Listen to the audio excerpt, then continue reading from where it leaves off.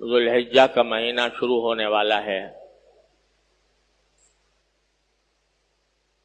کل رات سے یا پرسوں رات سے اس مبارک مہینے کا آغاز ہو جائے گا، اور اللہ تبارک و تعالی نے اس مبارک مہینے کو کئی حیثیتوں سے دوسرے مہینوں پر ایک ممتاز حیثیت، ممتاز صفت عطا فرمائی ہے۔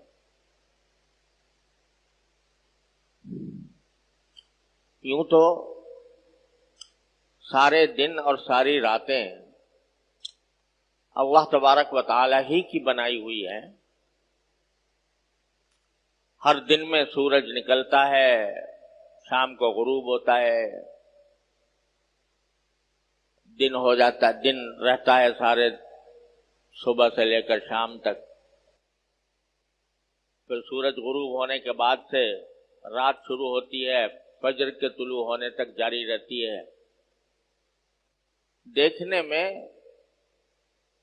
سارے سال کے دن اور سارے سال کی راتیں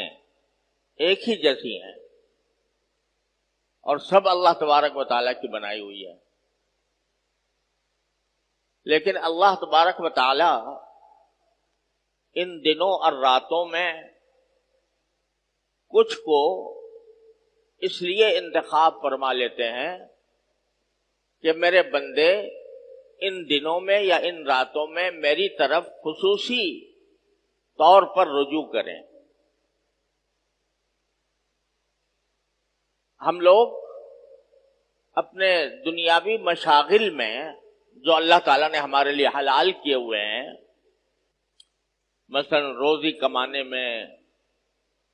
تجارت میں، زراعت میں، ملازمت میں اپنے اوقات صرف کرتے رہتے ہیں۔ اللہ نے ان کی اجازت بھی دی ہے، اور اگر نیک نیتی سے کریں تو انشاءاللہ وہ بذات خود ثواب کے کام ہیں۔ لیکن ان کاموں میں زیادہ سے زیادہ منہمک ہو کر اور زیادہ مشغول ہو کر بعض اوقات ہم اللہ جل جلالہ کی محبت، اللہ جل جلالہ کی طاعت، عبادت، براہ راست عبادت، اس کو فراموش کرنے لگتے ہیں۔ اللہ تعالی کی یاد، اس کا ذکر، اس کی تمنا، اس کی محبت، ان جذبات میں ان مشغولیتوں کی وجہ سے کمی آنے لگتی ہے۔ تو اللہ تبارک و تعالی ہمیں اس غفلت سے نکالنے کے لیے اور اپنی طرف بلانے کے لیے، متوجہ کرنے کے لیے، اپنے سے رجوع کرانے کے لیے کچھ دنوں اور راتوں کو کہہ دیتے ہیں کہ یہ میری ہیں، یہ دن میرے ہیں، یہ راتیں میری ہیں، یہ مہینہ میرا ہے، یہ عشرہ میرا ہے، اپنی طرف منسوب فرما دیتے ہیں۔ اب رمضان کا مہینہ دیکھیے، مثلا وہی دن ہیں، وہی راتیں ہیں، وہی سورج نکلتا ہے، وہی غروب ہوتا ہے، لیکن اللہ تبارک و تعالیٰ نے فرمایا یہ میرا مہینہ ہے۔ اپنی طرف اس کی نسبت فرما دی تو اس کی شان کہیں سے کہیں پہنچ گئی، اس کی برکات کہیں سے کہیں پہنچ گئی۔ جیسے اللہ تبارک و تعالیٰ کعبہ شریف کو دیکھو، دیکھنے میں تو وہی پتھروں کی عمارت ہے اور عام گھروں کی طرح ہے، بلکہ عام گھروں میں پلاسٹر ہوتا ہے، اس پر پلاسٹر بھی نہیں ہے۔ عام گھروں میں روغن ہوتا ہے، اس پر روغن بھی نہیں ہے۔ لیکن اس گھر کو یہ کہہ دیا میرا گھر ہے، اپنی طرف اس کی نسبت قائم فرما دی تو اس کی شان، اس کا جلال، اس کا جمال، اس کی طرف انسانوں کی محبت اور ان کی طرف قلوب کا میلان ایسا زبردست ہے کہ جیسے مقناطیس لگا ہوا ہے، ساری دنیا سے انسانوں کو کھینچ رہا ہے۔ ایسے ہی اللہ تبارک و تعالی مختلف دنوں کو اور مختلف راتوں کو کچھ اپنی طرف منسوب فرما کر ان کو خصوصی فضیلت عطا فرما دے۔ تو اب جو یہ ذوالحجہ کا مہینہ آ رہا ہے، یہ بھی انہی مہینوں میں سے ہے یا انہی ایام میں سے ہے جن کو اللہ جل جلالہ نے اپنی طرف منسوب فرما کر اس کو خصوصی تقدس عطا فرما دیا ہے اور اس کی خصوصی فضائل بیان فرمائے۔ کیوں؟ تاکہ ہم لوگ جو دنیاوی مشغلوں میں الجھے ہوئے ہیں، منہمک ہیں، وہ ذرا لوٹ کر تھوڑے عرصے کے لیے اللہ تبارک و تعالیٰ کے ذکر میں، اس کی یاد میں، اس کی محبت میں، اس کی طاعت میں اپنے آپ کو مشغول کریں۔ ایسا ہی ذوالحجہ کا مہینہ، اور اس مہینے کی ایک خصوصیت یہ ہے کہ اس میں کچھ اللہ تبارک و تعالیٰ نے ایسی عبادتیں مقرر فرمائی ہیں جو صرف انہی دنوں میں انجام دی جا سکتی ہیں، سارے سال نہیں دی جا سکتی۔ مثلا حج جو ہوگا وہ ذوالحجہ میں ہوگا، سارے سال نہیں ہوگا۔ عرفات کا میدان تو آج بھی موجود ہے، جبل رحمت بھی ہے، مینا بھی ہے، لیکن آج اگر کوئی جا کر مینا میں قیام فرمائے یا جا کر عرفات کے میدان میں جبل رحمت پہ کھڑا ہو جائے، کوئی عبادت نہیں،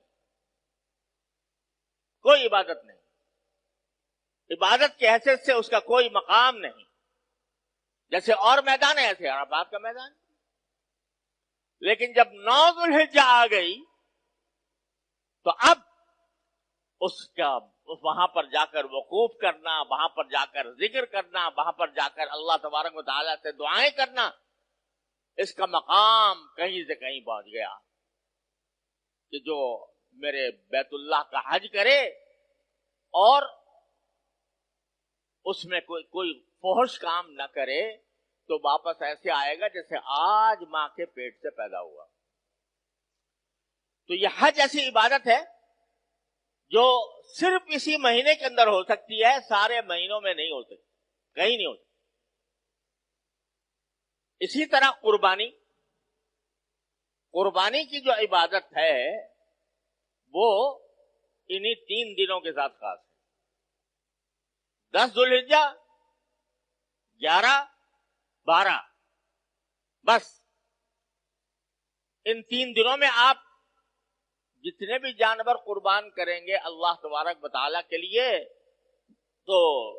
اس کے اون کے برابر گناہ معاف ہوں گے، اور ایک قربانی کا ثواب رسول کریم صلی اللہ علیہ وسلم فرماتے ہیں کہ ابھی خون جانور کا زمین پر نہیں گرا ہوتا، اس سے پہلے ہی اللہ تبارک و تعالیٰ کی بارگاہ میں پہنچ جاتا ہے۔ تو اتنی بڑی فضیلت ہے، لیکن یہ ان 3 دنوں میں ہے۔ باقی دنوں میں اگر کوئی آج جانور لے کر ذبح کرے، کوئی عبادت نہیں، ذبح کرنا صدقہ بے شک کر سکتا ہے، یعنی گوشت کا صدقہ کر دے گا، صدقہ کرنے کا ثواب انشاءاللہ ملے گا، وہ کسی وقت بھی ہو سکتا ہے۔ لیکن قربانی جو نام ہے گلے پر چھری پھیرنے کا، گلے پر چھری پھیر کے جانور کو ذبح کرنے کا، یہ عبادت صرف 3 دنوں کے ساتھ مخصوص ہے، 11، 12، 13، 10، 11، 12، اس کے علاوہ نہیں ہو سکتی۔ تو یہ بھی اس مہینے کی خصوصیت ہے، اور مہینوں کے اندر کبھی بھی نہیں ہو سکتی کوئی قربانی۔ اور اسی طرح اللہ تبارک و تعالی نے تکبیر تشریق مقرر فرمائی ہے، اللہ اکبر لا الہ الا اللہ واللہ اکبر وللہ الحمد۔ یہ تکبیر تشریق 9 ذوالحجہ سے فجر سے شروع ہوتی ہے اور 13 تاریخ کی عصر تک جاری رہتی ہے، ہر نماز کے بعد بلند آواز سے یہ تکبیر کہنا واجب ہے، اللہ اکبر لا الہ الا اللہ واللہ اکبر وللہ الحمد۔